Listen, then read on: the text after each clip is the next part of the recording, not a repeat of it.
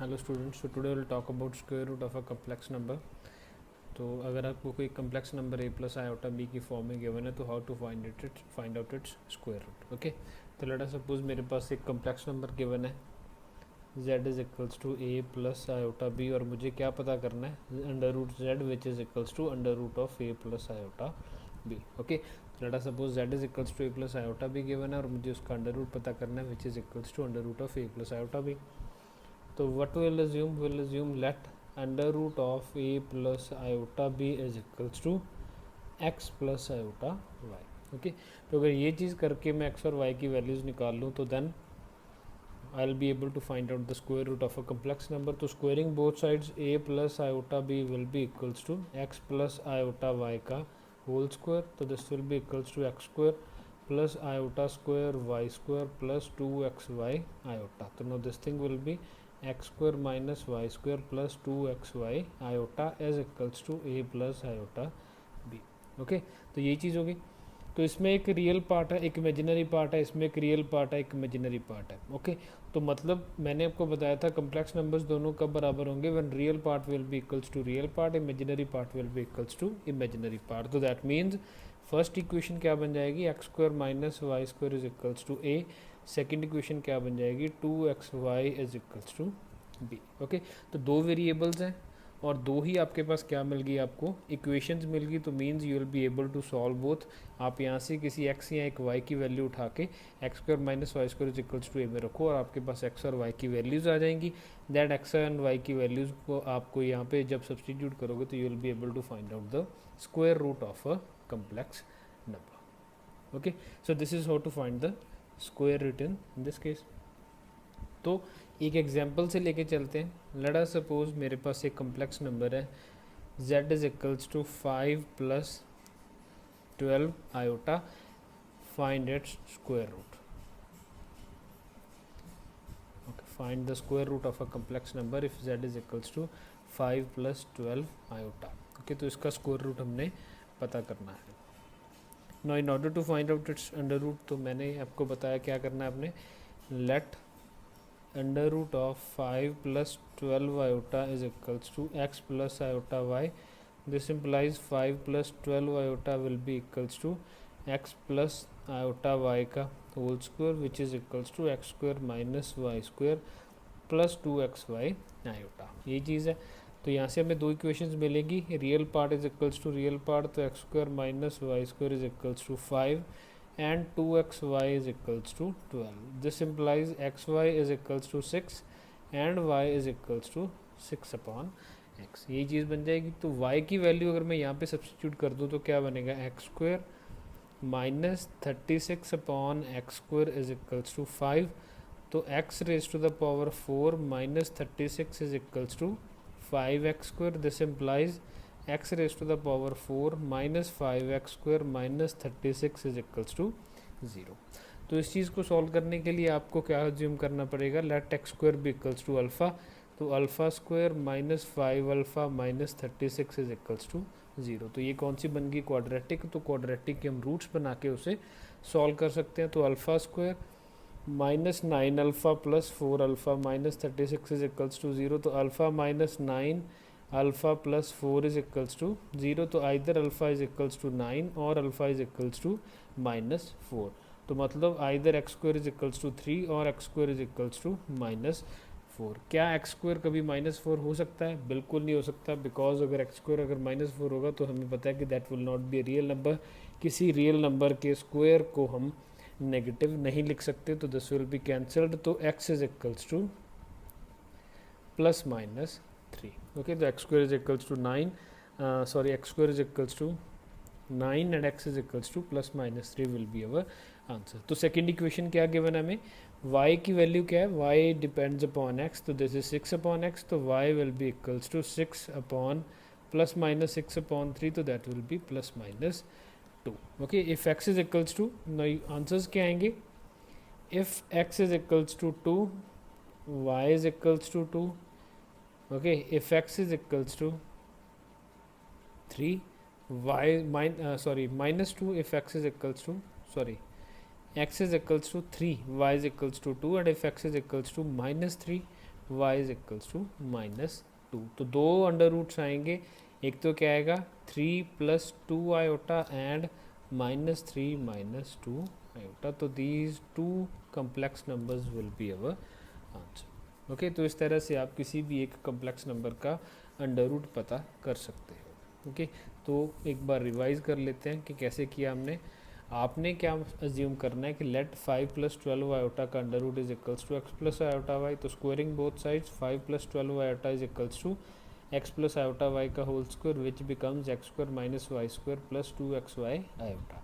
So this gives me x² - y² is equals to 5 and 2xy is equals to 12.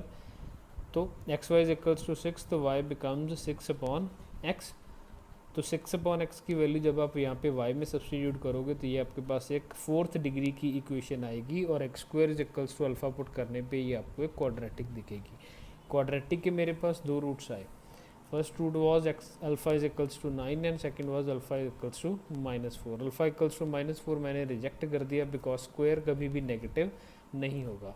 तो x² is equals to 9 gives me x is equals to +-3। Now using this relation where y is equals to 6/x, अगर x is equals to 3 होगा तो ये बन जाएगा +2, अगर x is equals to -3 होगा तो ये बन जाएगा -2। तो one number will be 3 + 2 iota and another one will be -3 - 2 iota. Okay, तो इस तरह से आपने ये अंडर रूट आप पता कर सकते हो किसी भी एक कम्प्लेक्स नंबर का। ओके, तो आपके लिए होमवर्क है, find if z is equals to 7, if z is equals to 7 - 24 iota,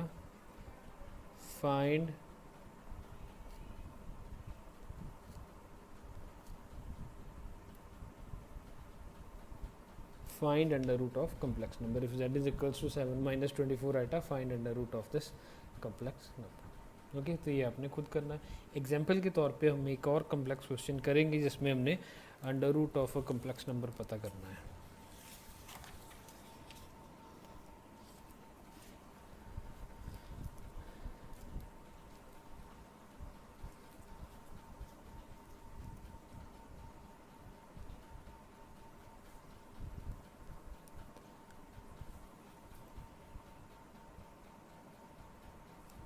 late us suppose मेरे पास एक कम्प्लेक्स नंबर है 8 + 6 iota. Find square root of 8 + 6 iota. तो अपने पास कोई कम्प्लेक्स नंबर है और उसका हमने अंडर रूट पता करना है। Complex number is 8 + 6 iota. Okay, 8 + 6 iota का तो क्या करेंगे हम अज्यूम, लेट 8 + 6 आयोटा का अंडर रूट भी equals to x + iota y। तो 8 + 6 आयोटा becomes x² - y² + 2xy iota. तो this gives me x² - y² is equals to 8 and 2xy is equals to 6 which gives me xy is equals to 3। तो y is equals to 3/x in this case। So this becomes x² - 9/x² is equals to 8। तो x raised to the power 4 - 9 is equals to 8x²। This gives me x raised to the power 4 - 8x² - 9 is equals to 0। Okay, so now this will be equals to, let x² be equals to alpha। तो alpha raised to the power 2 - 8 alpha - 9 is equals to 0। तो alpha - 9 alpha plus 1 alpha - 9 is equals to 0। तो alpha - 9 plus 1 alpha - 9 is equals to 0। तो this gives me either alpha is equals to 9 और alpha is equals to -1। तो ये कभी हो नहीं सकता because x² can't be negative. तो alpha is equals to 9 means x² is equals to 9। This gives me x is equals to +-3। Okay, तो if x is equals to 3 y will be equals to 1। If x is equals to -3 y will be equals to -1। तो दो under roots आएंगे, first will be 3 + iota and 3 second one will be -3 - iota। Okay, so these two will be our answer for the square root of the given complex number। Okay, so this is how to find out the square root of a complex number। Now I'll move to our next topic, which is representation of a complex number.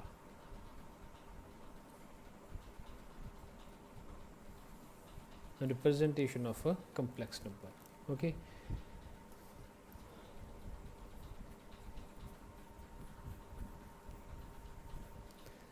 So first will be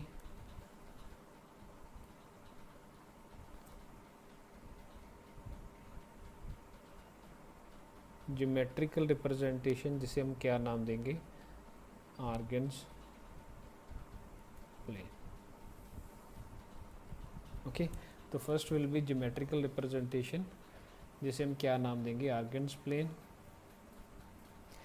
तो let us suppose मेरे पास कोई एक complex number है z is equals to x plus iota y. Okay, तो let us suppose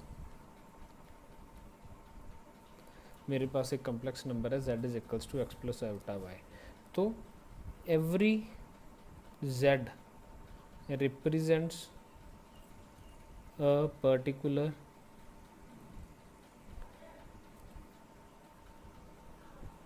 point in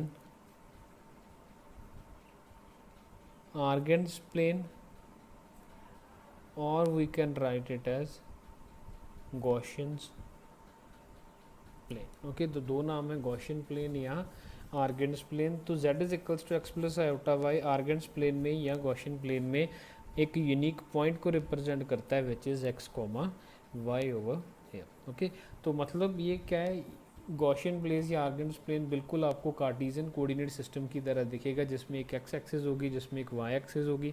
x axis पे क्या plot किए जाएंगे, this is x axis, this is y, this is negative y, this is negative x. Okay, तो x किसको represent करेगी, real part को, और वाई किसको रिप्रेजेंट करेगी, इमेजिनरी पार्ट को. ओके, तो x किसको रिप्रेजेंट करेगा, रियल पार्ट को, और y किसको रिप्रेजेंट करेगा, इमेजिनरी पार्ट को. ओके, तो लेट अस सपोज मेरे पास कोई नंबर है x प्लस आयोटा y, तो they are going to represent a particular point x comma y in this Argand plane. Okay, they are going to represent a point x comma y on this Argand plane.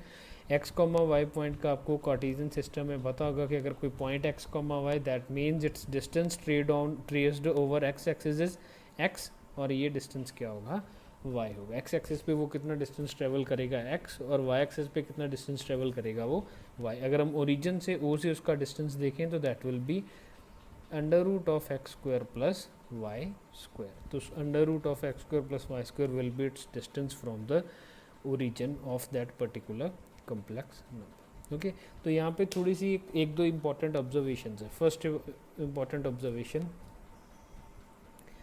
if number is purely real, if number is purely real तो वो आपको किस तरह का दिखेगा, वो कुछ x plus zero iota की फॉर्म में दिखेगा. बिकॉज अगर प्योरली रियल है तो इमेजिनरी नंबर, तो उसका इमेजिनरी पार्ट तो ज़ीरो होगा, तो मीन्स वो कुछ इस तरह का दिखेगा. तो ये पॉइंट कुछ किस तरह का रिप्रेजेंट करेगा, x कॉमा ज़ीरो. तो मतलब ये कुछ x कॉमा ज़ीरो टाइप का पॉइंट होगा. तो means x comma zero point कहाँ पे लाई करेगा, there that will lie on x axis. तो this means a purely real number will always lie on x axis. Okay, तो purely real number will always lie on x axis. वो हमेशा हमेशा कहाँ पे लाई करेगा, x axis पे lie करेगा. ओके, तो उसी तरह से if number is purely imaginary, तो this will be of the form 0 plus y iota, तो it will be of the form 0 plus y, तो means it will be lying on y axis. okay, तो हमेशा क्या होगा, a real number will be, a purely real number will be lying on x axis, a purely imaginary number will be lying on y axis. okay, x axis को हम क्या बोलेंगे, यहाँ पे real axis बोलेंगे, y axis को क्या बोलेंगे, imaginary axis बोलेंगे. okay, so that will be called real axis, x axis will be called real axis, and y will be called imaginary axis. Now another thing that we need to know about this is argument of a complex number.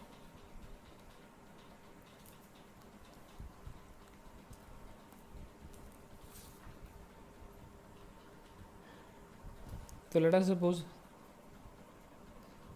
Geometrical representation में ही अपने पास सब point आएगा argument of a complex number. Okay, तो let us suppose मेरे पास एक Cartesian system में x है, ये वाई है, और यहाँ पे एक पॉइंट लाई कर रहा है x comma y which corresponds to z is equals to x plus iota Y.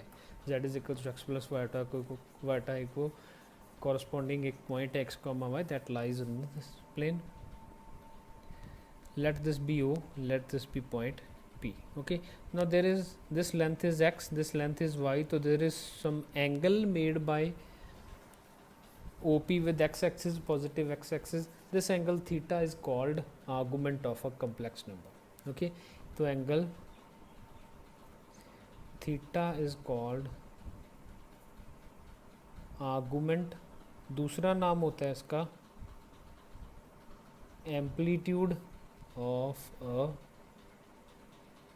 Complex number. Theta is called argument और एम्पलीट्यूड। वैसे दोनों में डिफरेंस है, दोनों में डिफरेंस क्या है ये मैं आपको समझाऊंगा, लेकिन फर्स्ट क्वाड्रेंट में इन दोनों का मीनिंग सेम रहता है, that will be simply called argument, और उसे आप एम्पलीट्यूड भी बोल सकते हो। दोनों की वैल्यू क्या आएगी, सेम आएगी, but that is in first quadrant only. अगर आप बाकी क्वाड्रेंट्स में जाओगे there will be difference in the value. Okay, so theta is called argument और amplitude of a complex number. Now theta है क्या? Theta is angle made by OP with positive x axis. ये याद रखना आपने कि आपको किसको कंसिडर करना है हमेशा reference point, positive x axis को।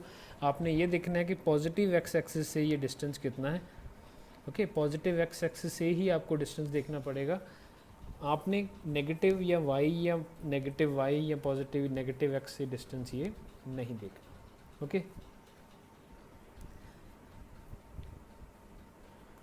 नाउ क्या हो सकता है यहाँ पे डिफरेंस क्या होगा? डिफरेंस क्या होगा कि लेट अस सपोज मेरे पास एक पॉइंट है, कॉम्प्लेक्स नंबर है, in which x is negative and y is positive, तो वो कुछ यहाँ पे लाई करेगा।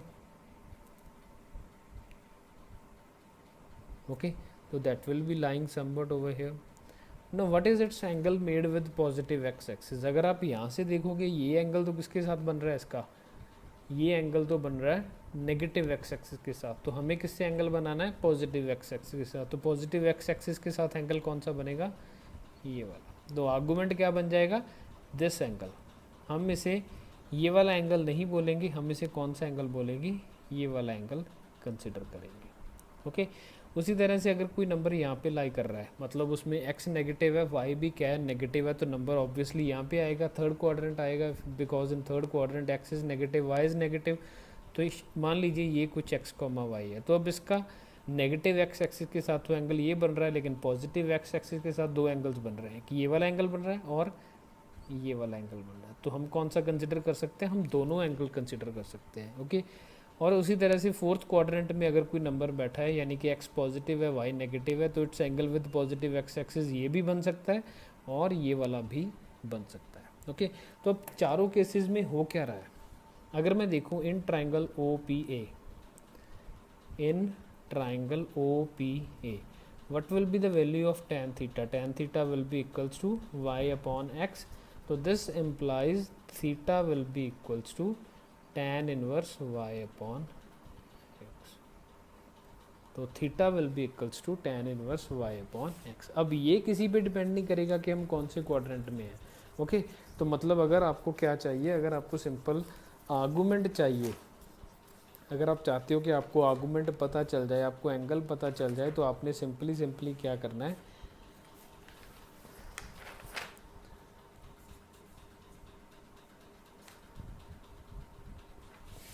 आपने theta is equals to tan inverse y upon x mod पता करना है।